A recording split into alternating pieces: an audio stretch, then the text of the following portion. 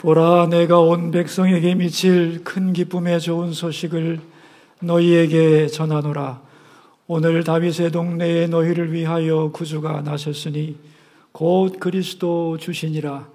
너희가 가서 강보에 쌓여 구유에 누워 있는 아기를 보리니 이것이 너희에게 표적이니라. 하나님은 영이시니 예배하는 자가 영과 진리로 예배할지니라. 아멘.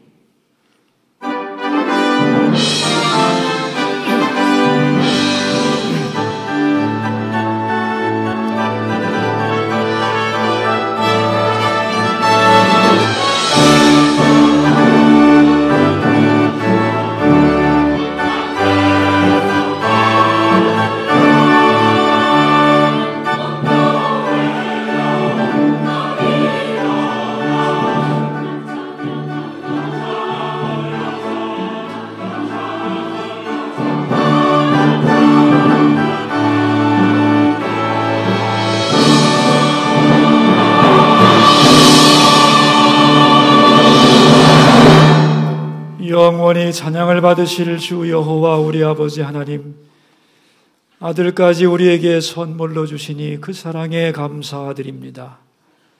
사람이 되어 이 땅에 오신 주 예수 그리스도의 은혜를 찬양하오며 성육신의 신비를 알고 기뻐하며 경배하게 하시는 성령의 교통하심을 인하여 찬송을 드립니다. 성부, 성자, 성령께 세세 무궁토록 영광이 있을지어다. 아멘. 다 함께 일어나서 찬송을 부르겠습니다.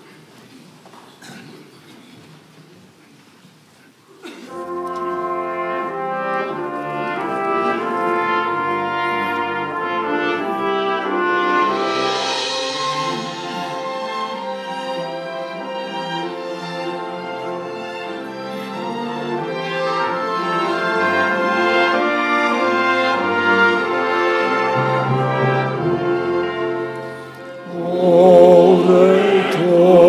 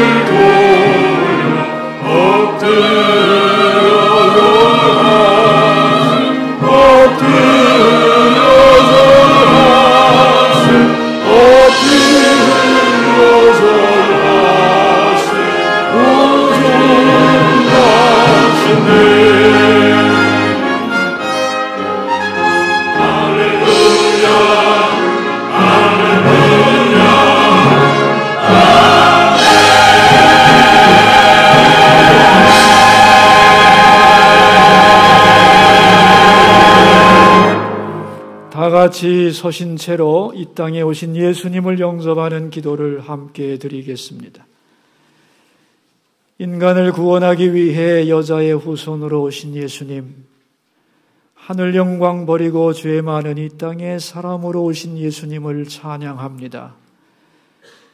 우리로 성육신의 신비를 깨닫게 하시고 성육신의 정신을 실천하며 살게 하옵소서. 아브람과 다윗의 자손으로 오신 예수님, 우리의 왕이시여 어디로 가야 할지 모르는 우리의 갈 길을 인도해 주시고 내가 왕이 된 삶을 내려놓고 주님을 진정한 왕으로 모시고 살게 하옵소서. 고난의 종으로 오신 예수님, 우리를 죄에서 씻어주시고 죄로 인한 억압과 탄식이 계속되는 이 땅에 진정한 자유와 해방을 주옵소서. 베들레헴에 탄생하신 예수님, 우리에게 생명의 떡을 주시고 말구유에 오신 주님, 마구간보다 더 누추하고 냄새나는 우리 마음에 오시옵소서. 어둡고 침울한 우리 마음을 깨끗이 청소해 주시고 우리 마음의 보호자에 좌정하여 주옵소서. 섬기러 오신 예수님, 높아지기를 좋아하는 우리 마음을 겸손하게 해주시고 섬김의 기쁨을 배워가며 희생의 영광을 깨달아 알게 하옵소서. 치유자로 오신 예수님, 몸과 마음이 병든 우리를 고쳐주시고 죄로 인하여 피곤해진 우리 영혼을 회복시켜 주옵소서. 화해자로 오신 예수님, 우리 속에 있는 미움과 서로 간의 장벽을 제거해 주시고 예수님 안에서 화해와 용서의 기쁨을 누리게 하옵소서. 이 땅에 선물로 오신 예수님, 우리가 최고의 선물을 받은 행복한 자임을 알게 해주시고 우리의 일생이 또한 이 땅에 선물되게 하옵소서. 동방박사들을 인도하신 예수님, 오늘 저희들의 발걸음을 인도해서 이곳에 있게 하시니 감사합니다. 그들이 무릎 꿇고 경배드린 것처럼 우리도 경배하오니 받아 주옵소서. 이제는 사도신경으로 우리의 신앙을 고백하오니 나는 전능하신 아버지 하나님 천지의 창조주를 믿습니다. 나는 그의 유일하신 아들 우리 주 예수 그리스도를 믿습니다. 그는 성령으로 잉태되어 동정녀 마리아에게서 나시고 본디오 빌라도에게 고난을 받아 십자가에 못 박혀 죽으시고 장사된 지 사흘 만에 죽은 자 가운데서 다시 살아나셨으며 하늘에 오르시어 전능하신 아버지 하나님 우편에 앉아 계시다가 거기로부터 살아있는 자와 죽은 자를 심판하러 오십니다. 나는 성령을 믿으며 거룩한 공교회와 성도의 교제와 죄를 용서받는 것과 몸의 부활과 영생을 믿습니다. 아멘.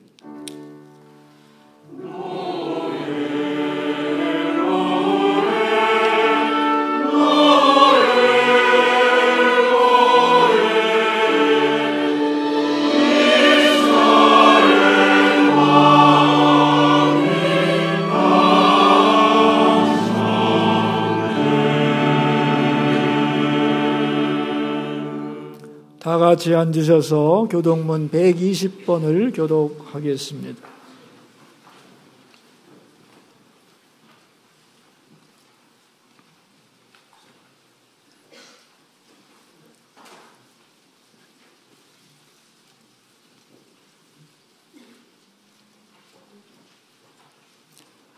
찬송하리로다. 주 이스라엘의 하나님이여 그 백성을 돌보사 속량하시며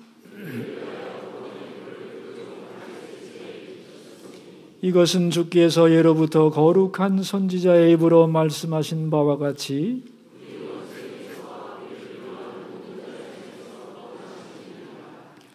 우리 조상을 긍휼히 여기시며 그 거룩한 언약을 기억하셨으니 우리가 원수의 손에서 건지심을 받고 종신토록 주의 앞에서 이는 우리 하나님의 긍휼로 인함이라. 이로써 돈 눈해가 위로부터 우리에게 임하여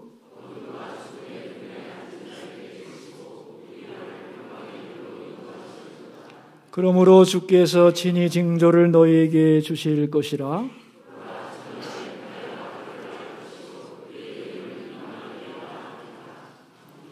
찬송가를 부르겠습니다.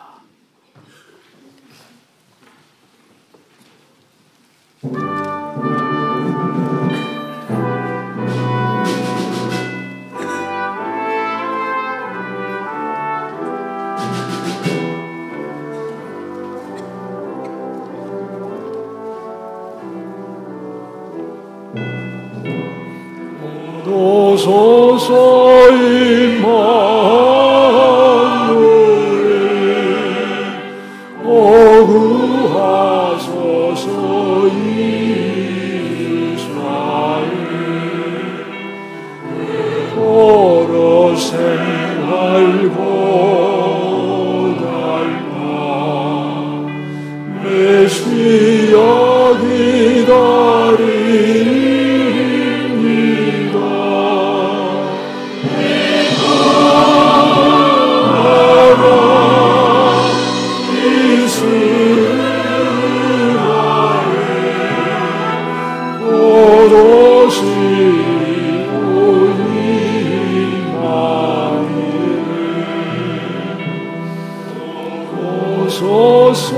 지혜 예수 온 만물 지서주시고 삼진리의 길 보이사 갈 길을 인도하소서.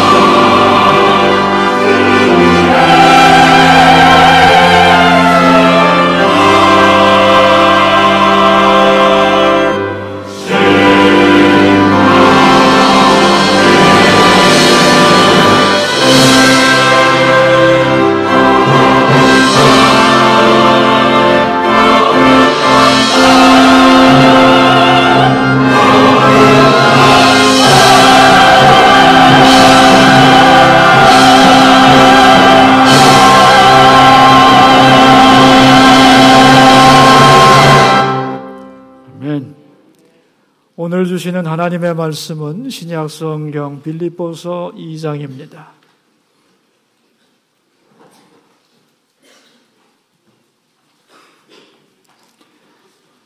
빌립보서 2장 5절에서 11절입니다.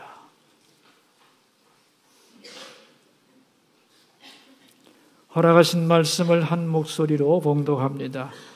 너희 안에 이 마음을 품으라. 곧 그리스도 예수의 마음이니 그는 근본 하나님의 본체시나 하나님과 동등됨을 취할 것으로 여기지 아니하시고 오히려 자기를 비워 종의 형체를 가지사 사람들과 같이 되셨고 사람의 모양으로 나타나사 자기를 낮추시고 죽기까지 복종하셨으니 곧 십자가에 죽으심이라.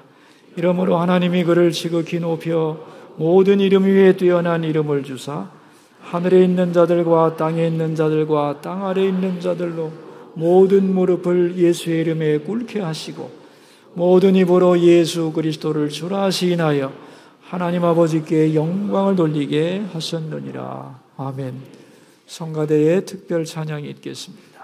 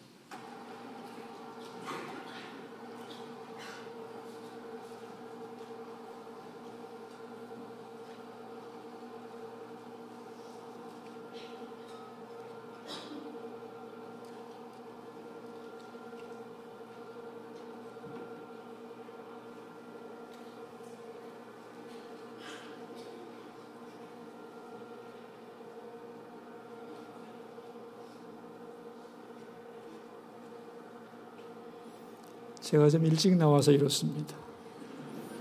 마이크에 소리가 들어가면 안 되기 때문에.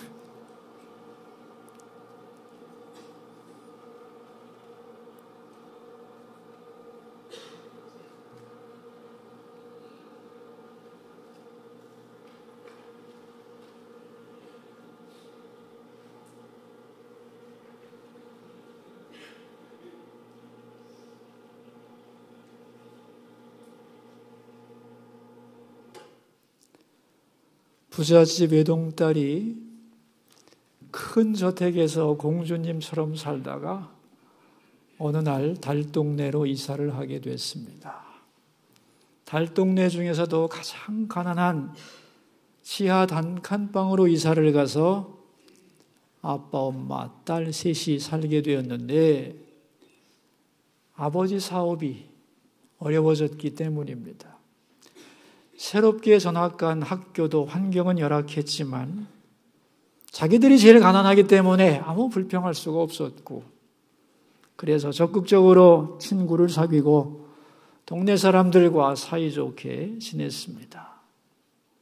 이렇게 4년의 세월이 흘렀습니다.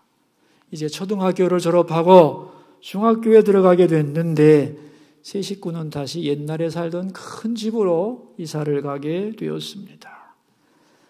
아빠 사업이 잘 되어서 그렇게 됐나 보다 생각을 하고 새로운 환경에 적응하고 열심히 공부하느라고 바쁜 사이에 어느덧 세월은 흘러서 이 딸은 아름다운 숙녀가 되었습니다. 그러던 어느 날 우연히 어머니로부터 옛날 얘기를 들었습니다.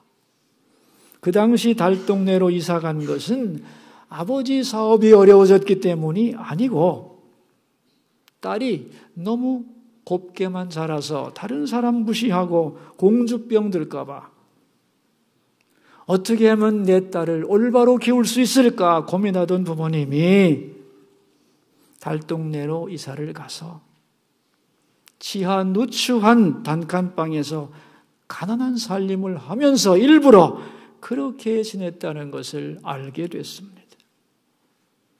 그 결과 자기는 부잣집 딸임에도 불구하고 가난한 사람과 스스럼 없이 잘 지내고 부자들과도 거리낌 없이 잘 지내는 원만한 성격이 되었다는 것을 깨달았습니다. 그리고 자신을 특별하다고 생각하지 않고 건강하게 자랐다는 것도 알게 되었습니다. 아이의 가치관이 완전히 형성되기 전에 달동네로 가서 가난을 부끄러워하지 않고 사람 차별하지 않고 다른 사람들과 똑같이 사는 법을 가르쳐주기 위해 부모님이 일부러 그렇게 고생하셨다는 걸 깨닫고 부모에 대한 감사의 마음이, 존경의 마음이 가득 차게 되었다는 고백입니다. 여러분, 정말 이런 부모님 계실까요? 정말입니다. 실화입니다, 이거.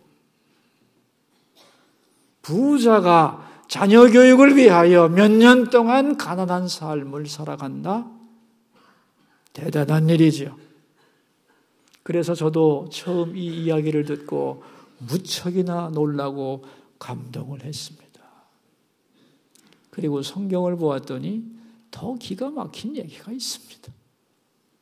바로 오늘 본문입니다. 하나님이 사람이 되었다는 거죠. 이 시대 사람들은 거품이 많습니다. 없어도 있는 척하고 몰라도 아는 척하고 안 하고도 한 척하고 자기를 과시하기 위해서 얼마나 몸부림을 치는지 모릅니다. 그래서 쓸데없는 경쟁심을 갖고 허영심에 붙들려 살아가고 교만한 마음을 버리지를 못합니다. 그래서 피곤해하지요. 갈등하고 다투며 살아갑니다. 여기서 벗어나는 방법은 없을까요? 인격의 거품을 걷어내고 행복하게 살 길은 없는가 하는 겁니다. 오늘 본문이 바로 여기에 대하여 말씀하고 있습니다. 빌립보 교회는 굉장히 사랑이 많은 좋은 교회였습니다. 어느 정도였느냐 하면 2장 1절 말씀입니다. 그러므로 그리스도 안에 무슨 권면이나 사랑의 무슨 위로나 성령의 무슨 교제나 긍휼이나 자비가 있거든 그랬어요. 그리스도 안에서 서로 권면하고 사랑하고 위로하고 성령으로 교제하고 긍휼과 자비를 베푼 아름다운 교회였다는 거죠. 신앙도 좋고 사랑도 많고 서로 위로하고 아주 좋은 관계의 멋진 교회였다는 겁니다. 그런데 그 안에도 갈등은 있었다는 거예요. 그게 3절입니다. 아무 일에든지 다툼이나 허영으로 하지 말고 오직 겸손한 마음으로 각각 자기보다 남을 낮게 여기고 그랬습니다. 다툼과 허영이 있었습니다. 다툼은 경쟁의식이죠. 허영이란 자기 과시욕입니다. 그들은 서로 사랑하고 친밀하게 지냈지만 그 속에도 은간한 경쟁심이 있었고 남보다 자기를 우월하게 생각하는 마음들이 곳곳에 스며들어 있었다 그런 말입니다. 네가 나하고 친하지만 내가 너하고 똑같냐?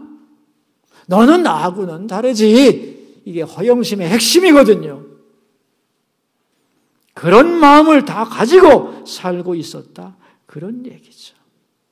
은근한 경쟁의식과 상대방을 무시하는 것들, 이런 것들이 사이좋게 웃는 가운데서도 존재했다는 거죠.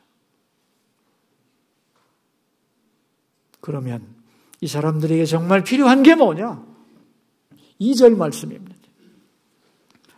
마음을 같이하여 같은 사랑을 가지고 뜻을 합하여 한 마음을 품어 그랬습니다. 마음을 같이하여 같은 사랑으로 한 마음을 가져야 되겠다. 왜? 여기에 행복이 있고 충만한 은혜가 주어지기 때문이죠. 문제는 어떻게 이렇게 같은 마음을 가질 수 있느냐 하는 겁니다. 그래서 바울은 그 방법을 오늘 본문에서 찾아냅니다. 5절 말씀입니다. 너희 안에 이 마음을 품으라 하고 그리스도 예수의 마음이니 다른 걸로는 되지 않는다. 그리스도의 마음, 이 마음을 품어야만 이러한 모든 마음속의 허영과 다툼과 알력과 보이지 않는 갈등이 다 사라지고 진정으로 하나 된 공동체가 될 수 있다고 설명을 하는 겁니다. 그러면서 바울은 그 당시에 많이 사용되었던 예수님의 찬가를 인용합니다. 그게 6절부터 11절 내용인데 3가지 내용으로 구성되어 있어요. 첫째, 예수님은 누구신가? 두 번째, 무슨 일을 하셨는가? 세 번째, 그 결과는 뭔가? 이걸 놓고 예수님으로부터 본받아 배우다 보면 우리 모두가 그렇게 될 수 있다. 그런 말이죠. 자, 먼저 예수님은 누구신가? 6절입니다. 그는 근본 하나님의 본체시나 하나님과 동등됨을 취할 것으로 여기지 아니하시고 예수님의 근본은 하나님과 동등한 본체시다. 그런 말이죠. 그러니까 진짜 하나님이라는 거죠. 동등하다는 겁니다. 그래서 예수님을 뭐라고 불러요? 성자 하나님, 성부 하나님, 성자 하나님 할 때 그 성자 하나님, 왜? 하나님과 본체 동등한 분이기 때문에 예수님이 그런 분이라는 거죠. 그런데 그분이 어떤 일을 하셨는가? 7절입니다. 오히려 자기를 비워 종의 형체를 가지사 사람들과 같이 되셨고 자기를 비웠다는 겁니다. 에케노센이라는 말인데 영어로는 emptied himself, 자기 자신을 nothing으로 만들었다는 거죠. 다시 말하면 하나님의 신분을 버렸다는 겁니다. 창조주 하나님의 엄청난 권위, 지식, 능력 다 버리고 무능해지고 어리석어지고 초라한 그렇게 자기를 텅 비웠다는 거예요. 그리고 종의 형체를 가졌습니다. 노예의 형체를 가졌다는 거예요. 우리 이제 한글로는 잘 이해가 안 되지만 여러분 헬라어를 보면은 똑같다는 말이 두 단어가 있는데 하나는 모르페, 본질적으로 똑같은 건 모르페라고 하고 겉모습만 같은 것을 스키마라고 합니다. 본문을 직역하면 그는 하나님의 모르페를 가지셨으나 종의 모르페가 되었다. 이렇게 됩니다. 그러니까 진짜 하나님이었다는 거예요. 그런데 진짜로 종이 됐다는 거예요. 종이 되는 것처럼 겉모양만 쇼한 것이 아니고 진짜 하나님이었는데 진짜로 종이 되어서 이 땅에 오셨다는 겁니다. 여러분, 예수님이 사람 되어 이 땅에 오셨다는 의미를 우리는 잘 생각하지 않는데 이 오신 것 자체가 굉장한 일입니다. 우주보다도 크신 하나님이 작고 작아져서 한 인간이 된 거거든요. 영원하신 하나님이 시간과 공간 속으로 들어오시고 물질 세계로 들어와서 갇힌 것이거든요. 그래서 아주 무능한 인간이 된 것입니다. 인간의 약점과 연약함을 그대로 가진 초라한 모습의 인간이 되었고 인간 중에서도 가장 천하게 마굿간에 탄생하신 거죠. 근데 거기서 끝이 아닙니다. 이제는 더 낮추어서 죽기까지 복종합니다. 그래서 십자가에 죽습니다. 어디까지 복종했는가? 복종의 끝이 뭡니까, 여러분? 죽는 게 복종의 끝입니다. 순종이란 알고 따라가는 겁니다. 복종이란 모르지만 납득이 되지 않아도 따라가는 것입니다. 인간이 되어 하나님의 뜻을 다 납득하지 못하는 부분도 있었지만 죽기까지 복종했다는 겁니다. 대개 사람들은 죽기까지 복종 안 하죠. 복종의 한계를 사람들은 다 정합니다. 나는 여기까지야. 여기까지 희생하고 여기까지 봉사하고 여기까지 충성하지 더 넘어갈 수는 없다고 사람들은 한계를 긋지만 하나님이셨던 예수님은 인간이 되셨고 죽기까지 완전히 복종하여 십자가에 죽으셨다고 말씀하고 있습니다. 그럼 예수님이 왜 이렇게 자기를 비우고 죽기까지 복종했는가 하면은 우리들과 소통하기 위해서입니다. 인간을 만나고 구원하고 한 사람을 얻기 위해서, 더 구체적으로 말하자면 나라는 인간과 소통하기 위해서, 나를 구원하기 위해서, 나하고 하나님하고 게임이 돼야 말이죠. 상대가 되어 말이죠. 그렇게 하지 않으면 내가 하나님의 사랑을 알 수 없고 나를 위한 희생을 깨달을 수 없기에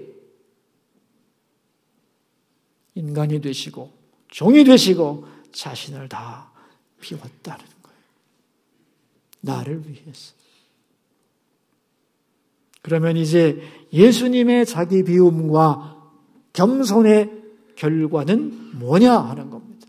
그게 9절에서 11절입니다. 같이 읽겠습니다. 이러므로 하나님이 그를 지극히 높여 모든 이름 위에 뛰어난 이름을 주사 하늘에 있는 자들과 땅에 있는 자들과 땅 아래에 있는 자들로 모든 무릎을 예수의 이름에 꿇게 하시고 모든 입으로 예수 그리스도를 주라 시인하여 하나님 아버지께 영광을 돌리게 하셨느니라.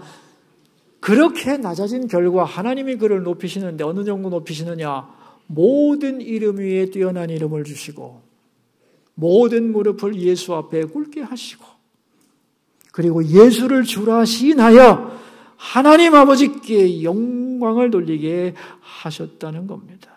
다시 말하면 사람들이 예수님을 주님이라고 고백하고 높일 때 하나님은 그것을 자기의 영광으로 받아들이셨다는 거죠.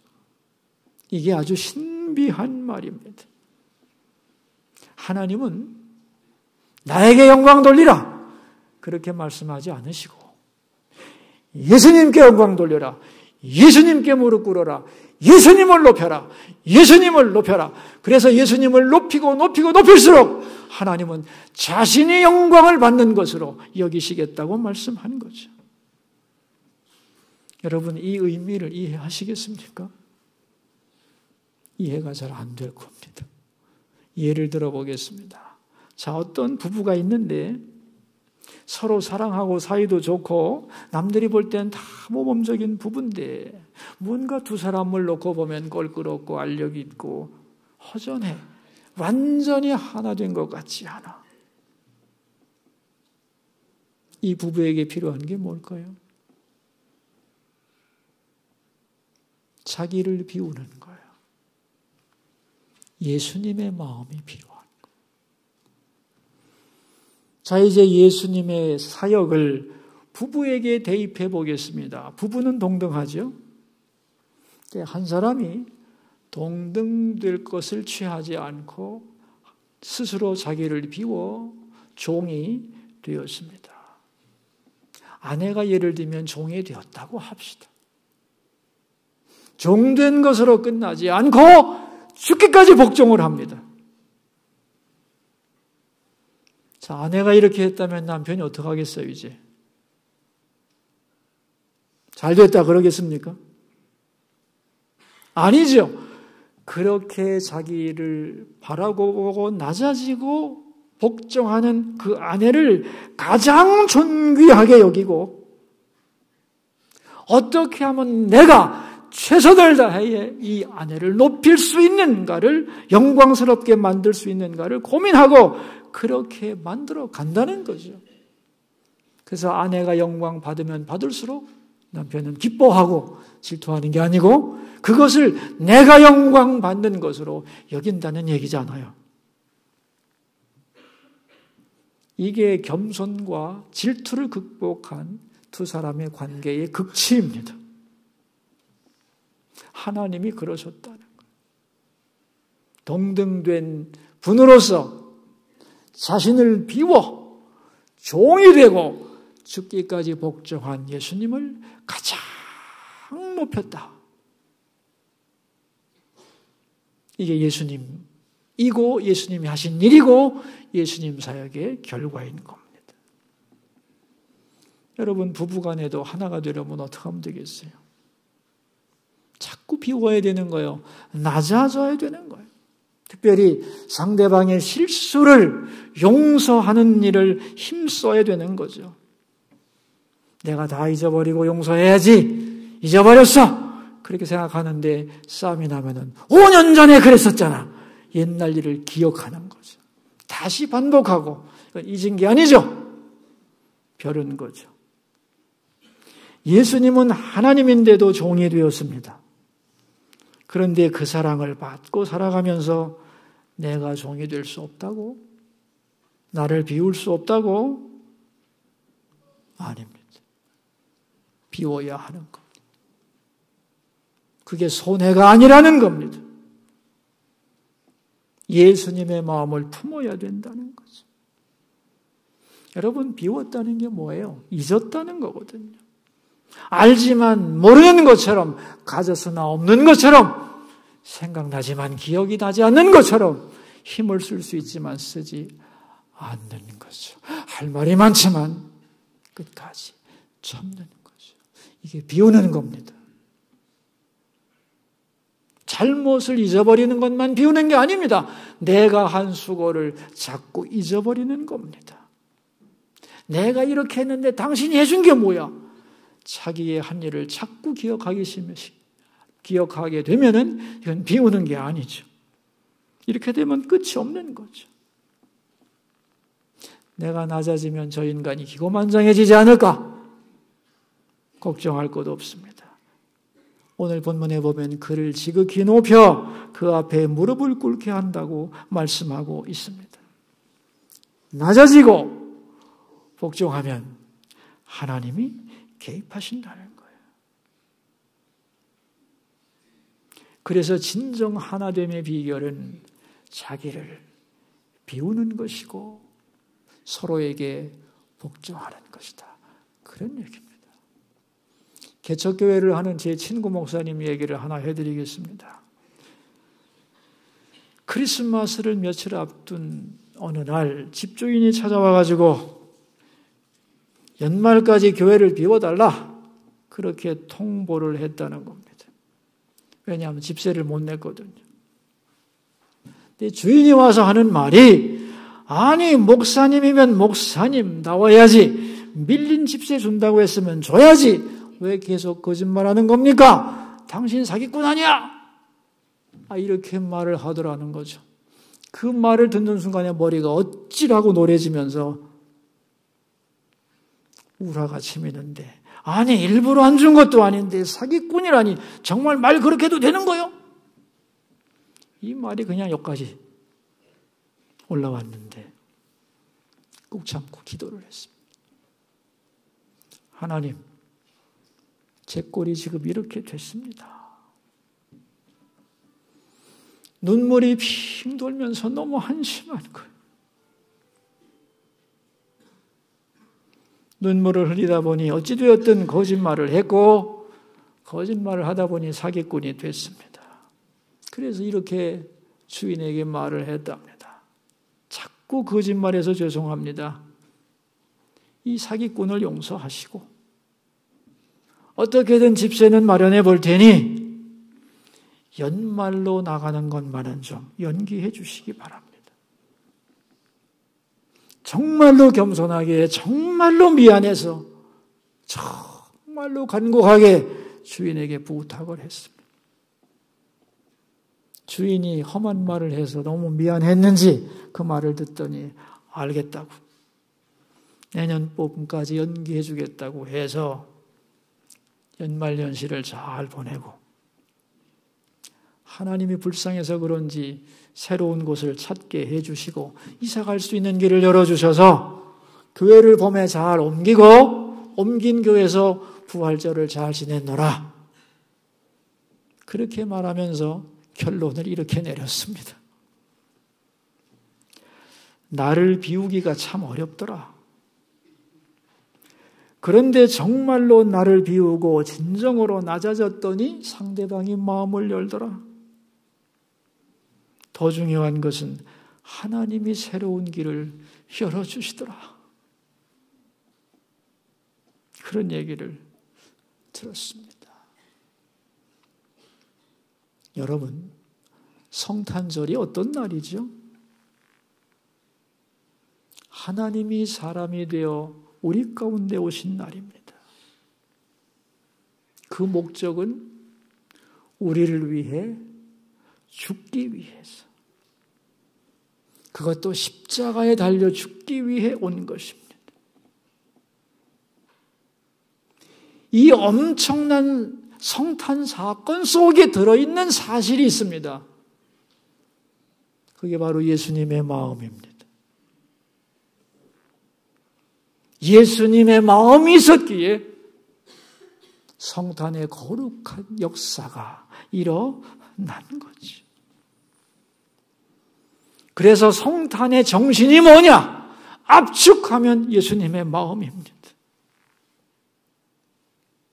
그래서 예수님의 마음을 모른다면 결코 성탄을 이해할 수 없는 거죠. 예수님의 마음을 알아야 성탄이 뭔지를 알 수 있고 그 마음을 우리가 가질 때에 우리의 삶은 새로운 차원으로 발전할 수 있게 되는 것입니다.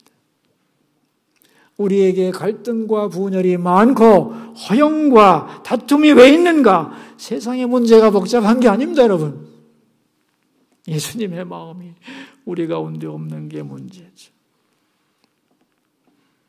그래서 우리는 기도해야 합니다. 주님, 나에게 예수님의 마음을 주십시오. 예수님의 마음을 알게 해 주십시오. 예수님의 마음을 품게 해 주십시오. 그래서 더욱 주님을 알아가게 하시고 닮아가게 하시고 내 삶에서 하나님의 향기를 드러내게 하시고 영광 돌리게 하옵소서. 이것이 우리의 기도가 되어야 할 줄로 믿습니다. 성탄 속에 들어있는 예수님의 마음, 이 마음을 우리가 알고 닮아가는 우리 모두가 되기를 주의 이름으로 축원합니다. 기도하겠습니다.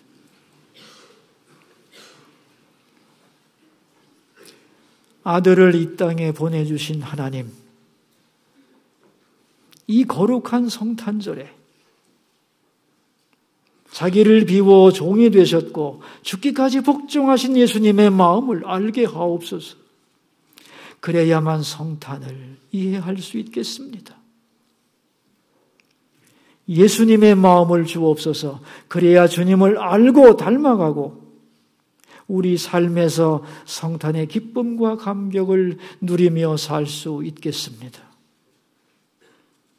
하나님이 사람 되신 그 비우심과 낮아짐을 깨닫고 실천하며 충만한 인생을 살게 하여 주옵소서. 존귀하신 예수님의 이름으로 기도하옵나이다. 아멘. 찬송가 455장을 부르겠습니다.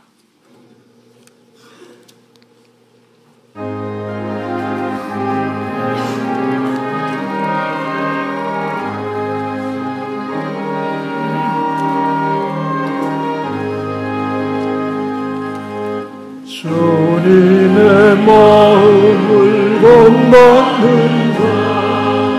그 마음에 평강이 찾아오니 험악한 세상을 이기니 하늘로부터 이만이로다.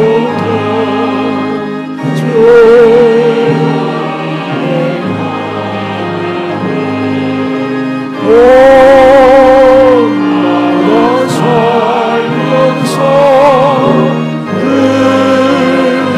모든 관심 나도 이루리. 주 모습 내 눈에 안 보이며 음성 내 귀에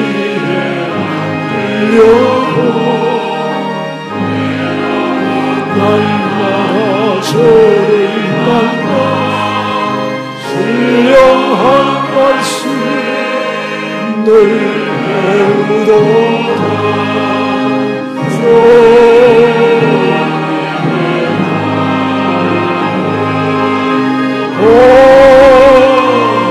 나가 살면서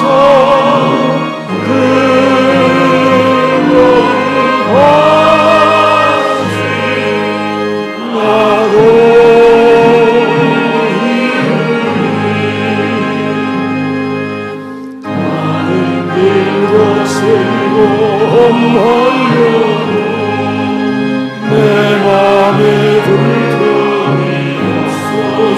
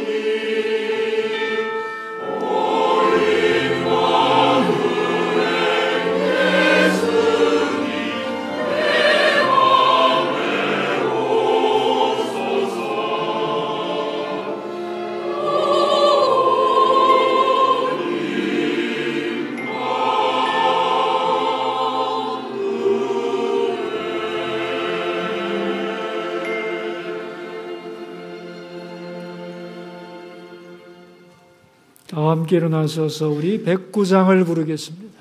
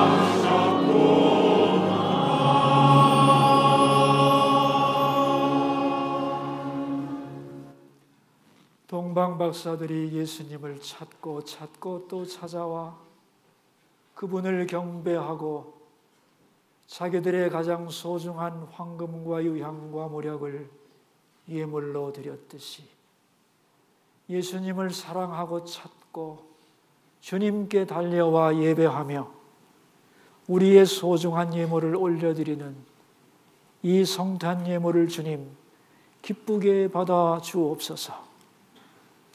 예물과 함께 우리를 받아주시고 진정한 우리의 왕이 되셔서 우리의 갈 길을 인도해 주시고 우리의 남은 인생 우리와 동행하여 주옵소서.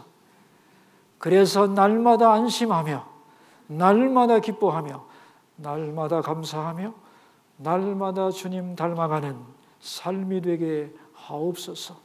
존귀하신 예수님의 이름으로 봉헌 기도드리옵나이다. 아멘.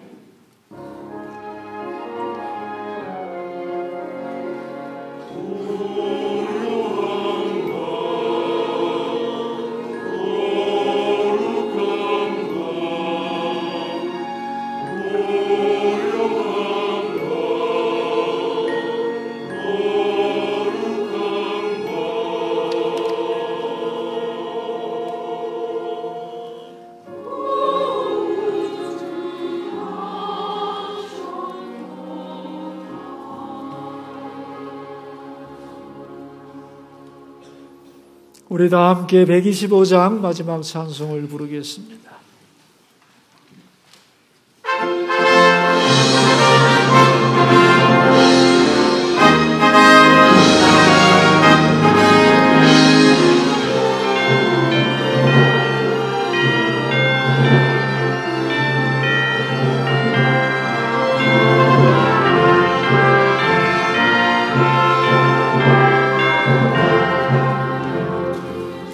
천사들의 노래가 하늘에서 들리니 산과 들이 기뻐서 메아리 쳐흘린다.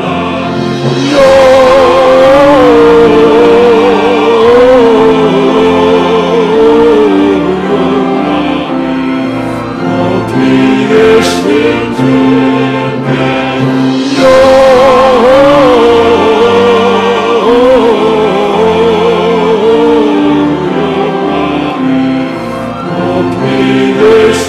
주님께 정의 역자를 양떼들을 지키되 아름다운 노래가 정하게 들린다.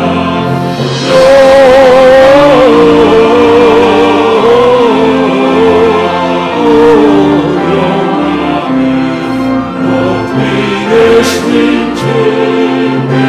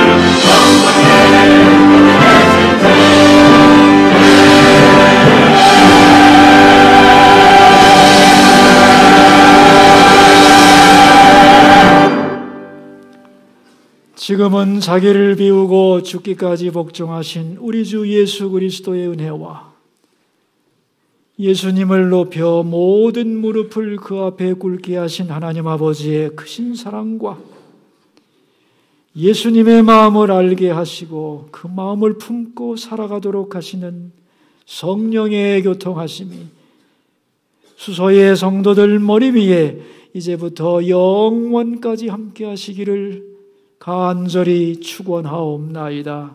아멘.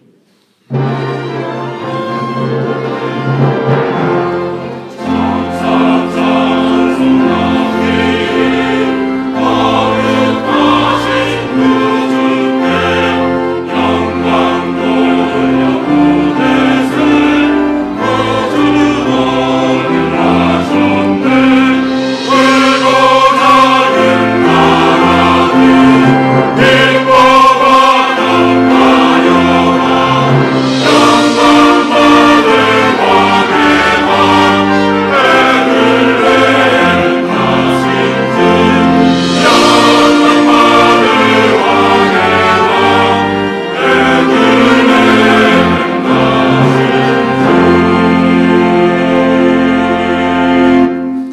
여러분 가운데 통로를 중심으로 서로 마주 보시겠습니다. 그리고 인사합니다. 메리 크리스마스!